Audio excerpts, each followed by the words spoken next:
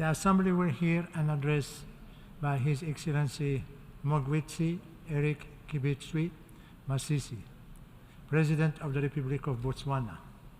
I request the protocol to escort His Excellency.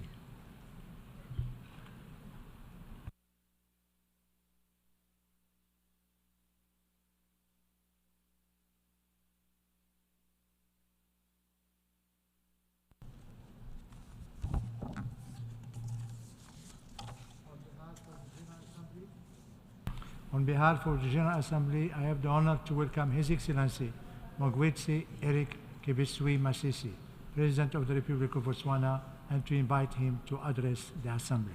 Your Excellency. Mr. President, I join previous speakers in extending my sincere congratulations to you on your election as the President of the 78th session of the United Nations General Assembly. You can count on my delegation's full support as you steer the work of this august body. Mr. President, I could not agree more with you that the multilateral system needs to rebuild trust and reignite global solidarity to accelerate action on the Agenda 2030 and its Sustainable Development Goals in order to realize peace, prosperity, progress, and sustainability. As we convene this week, the world is in the age of polycrisis, facing a plethora of persisting global challenges, among them the war in Ukraine and its associated geopolitical tensions and impact on the global economy, the challenges relating to climate change, and the lingering effects of the COVID-19 pandemic. Of critical importance is the distressing reality that the implementation of the 2030 Agenda and its Sustainable Development Goals is off track. From the 2023 SDG Progress Report, half of the targets of the SDGs are experiencing inadequate progress, while 30% of the targets have come to a halt. This lack of progress is exacerbated by the multifaceted global crisis, which compounds the already dire situation we find ourselves in.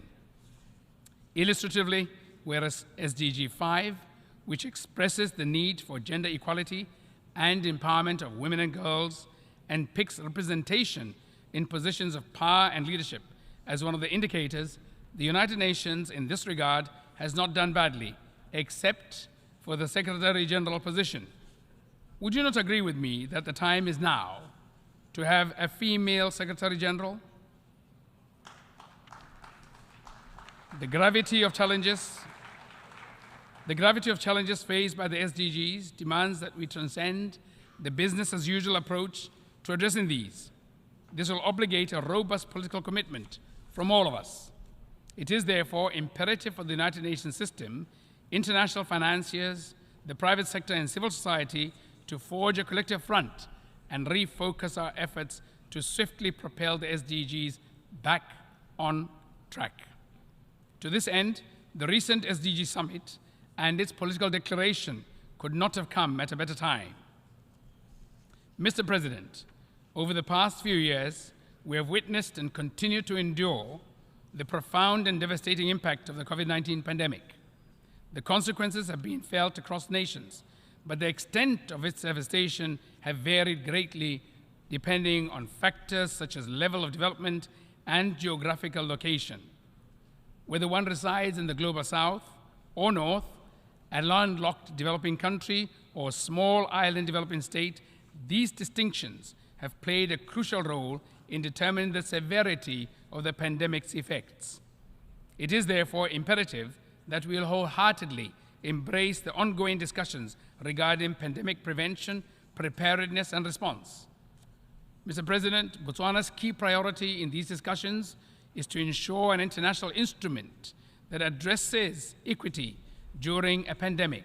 To this end, the main issues to be addressed from this perspective include timely and equitable access and sharing of benefits, strengthening of regulations to ensure developed countries and those with the resources do not hoard medical products during a pandemic, building capacity for stronger health systems, investment in research and development to build local and regional manufacturing vaccines, including sharing of intellectual property and establishing sustainable, predictable, and flexible financing mechanisms.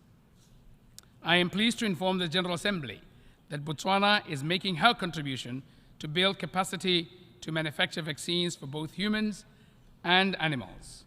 We have made remarkable progress in terms of HIV diagnosis, and on the 28th of August 2023, our National HIV Reference Laboratory was designated a World Health Organization Collaborating Center of Excellence. This epitomized, in part, the crowning of our national laboratory competence and success in carrying out genomic sequencing on levels equivalent to those of the best, as demonstrated by being the first to discover the Omicron variant. By the time these discussions reach their conclusion, it is essential that we establish robust systems that leave no room for the repetition of such calamity, ensuring that the survival and well-being of our people are never again contingent upon their location in the global south or north. More importantly, our hope is that the resultant of these discussions will culminate into a treaty. Mr. President, climate change remains an urgent and critical challenge of our time, with a huge threat to the existence of our planet. It is alarming that the Intergovernmental Panel on Climate Change recently reported record high global greenhouse emissions, which are at the highest level and continues to surge. To effectively address climate change, it is crucial that we prioritize international cooperation and partnerships. This global effort requires a comprehensive approach that goes beyond reducing emissions, encompassing various aspects of our lives, be it energy production, agriculture, transportation, and industry. Our efforts must also include accelerating the uptake of renewable energy sources and investing in clean technologies. This necessitates sufficient funding to support mitigation and adaptation, particularly for developing countries. In this context, we endorse the appeal for developed countries to fulfill their pledge of providing $100 billion annually in climate finance to developing countries. This also includes fully replenishing the Green Climate Fund. My government welcomes the Secretary General's acceleration agenda, which urges the fast tracking of climate action in all countries and sectors. It is imperative that both developed and developing countries comply with their targets. As for Botswana, we reaffirm our commitment to achieving a 15% reduction in carbon emissions by 2030. Mr. President, it has been more than a year since the beginning of the Russia-Ukraine war. The war's destructive consequences have been experienced not only in the region, but also globally, as the international economy has suffered from food and energy crisis. Botswana strongly urges an immediate cessation of hostilities and advocates for a diplomatic resolution to the conflict. In this regard, Botswana welcomes the recent engagement between African and Russian Ukraine leaders, and we hope that these efforts, along with similar initiatives elsewhere, will encourage the conflicting parties to return to the negotiating table. While we work on resolving active conflicts, we must step up action in mitigating all threats to international peace and security by reaffirming and observing the purposes and principles of the UN Charter, international law, and other obligations. This also includes commitment to obligations concerning, among others, nuclear disarmament and nuclear non-proliferation, arms control, weapons of mass destruction. Mr. President, Botswana shares a deep concern regarding the persistent conflicts and destabilization of legitimate governments across the African continent. The negation of constitutionalism, as evidenced by overthrows of governments, which seem to be having a contagion effect, should be shunned with the greatest disdain. Equally, the deprivation of people to self-determine continues unabated, albeit repugnant.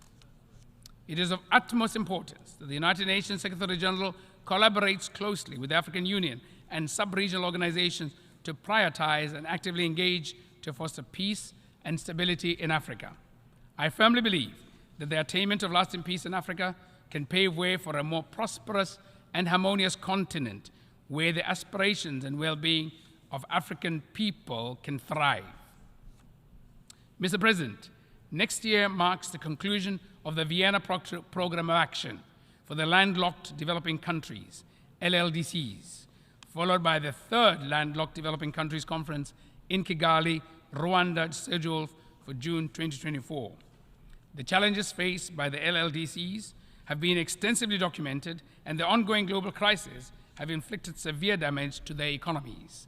Unfortunately, the progress achieved in implementing the Vienna Programme of Action has been eroded by these crises, resulting in persistently high poverty levels in LLDCs that averaged 23% as of 2022. These countries continue to suffer from marginalization in global trade due to exorbitant trade costs, underscoring the urgent need for infrastructure development and maintenance to address geographical and structural obstacles and capitalize on their untapped potential. The forthcoming program represents a valuable opportunity to rally greater global support and foster multi-stakeholder partnerships. Consequently, we must prioritize the formulation of new and tangible priorities aimed at bolstering infrastructure in LLDCs, with particular emphasis on transit, transportation, ICT, and energy sectors. I therefore urge the United Nations Secretary General, development partners, international financial institutions, and the private sector and civil society to unite in support of the upcoming conference. It is essential that we not only strive for its success, but also forge a new program of action that is attuned to the pressing challenges confronting the LLDCs. This comprehensive program must provide the necessary tools and resources to enable these countries to attain their SDGs objectives. To conclude, Mr. President, I want to re-emphasize that merely acknowledging global problems without taking substantive measures will not solve them. We require greater action. The urgent action to revitalize the UN system, ensuring that it is fit for purpose, is now. I thank you for your attention.